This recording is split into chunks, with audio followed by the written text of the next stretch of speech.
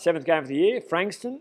Got to Frankston, it was nice and windy. The sea breeze was in and blowing a gale to one end. But yeah, had a good chance to survey the conditions, I suppose, when we got there and identify, wrap our heads around what was going on. So lost a toss, kicked into the breeze early, and we just knew we were going to have to dig in for the first quarter and just try and win the contest and stay in the game, essentially. I think, fortunately for us, they kicked 2 goals 7 in the first quarter.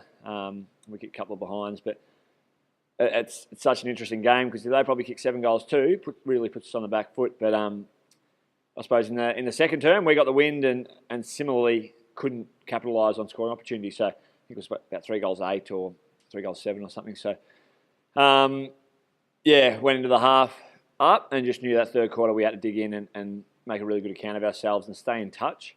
Probably didn't expect to hold a lead, but yeah, they got away by a couple.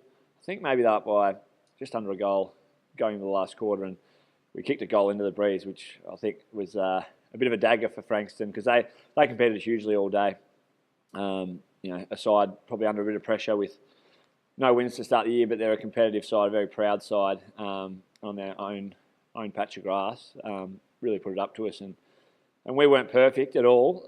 Even the last quarter, it took us probably 15, 16 minutes to gain some ascendancy and kick away and eventually run away with a win, which was nice to get back on the winners list. But at the same time, there's some things we'd like to do better. It was a challenging day, super challenging in terms of conditions and the like, and you can't really, I suppose, implement what you train a lot when it's I probably referred to it as a 10 scoring shot breeze. So kicking into that breeze, it's everything goes out the window in terms of a bit of a game plan and just ability to hold the ball and win the contest. Before the game, the elephant in the room was it's blowing a gale to one end, and this is how we want to play. So would have liked to win the toss. So you'd probably like to win the toss and kick with the breeze early, but and turn some of that dominance we had in the first probably 6 or 7 minutes from clearance and contest into score, but couldn't do that. But at the same time, I think we just identified a defensive side to the ground. So when we're going in the breeze, we really just tried to nail it down that side, the grandstand side. And conversely, with the wind, tried to open it up a bit and make sure we spread the ground and made it as big as possible, which we probably took too literally at times. We tried to invent stuff that wasn't there, but the longer the game went, I thought we were a bit more economical in our ball movement and capitalised on opportunity and got the result. Tom Gribble and Matt Hansen.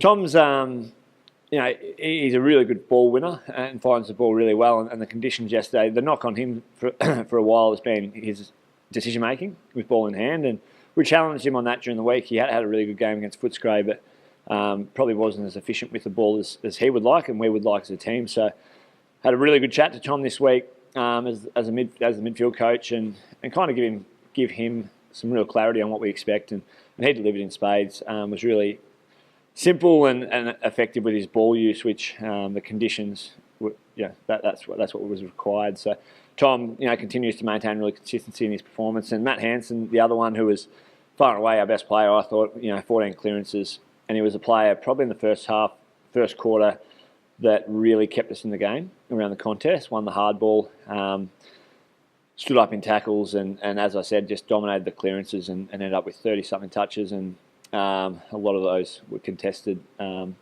he's a player, I think, and he won't mind me saying, he's been going okay, but he knows himself his lofty standards, so he's been playing a really good role for us. But if we could get some of that form that he produced on the weekend more consistently, we don't expect that every week. We probably expect one of us in the midfield to stand up like that each week, but it was pleasing for Matt, I think, and the club definitely, that he kind of found some of that really dominant form that he's been known for around here for some time.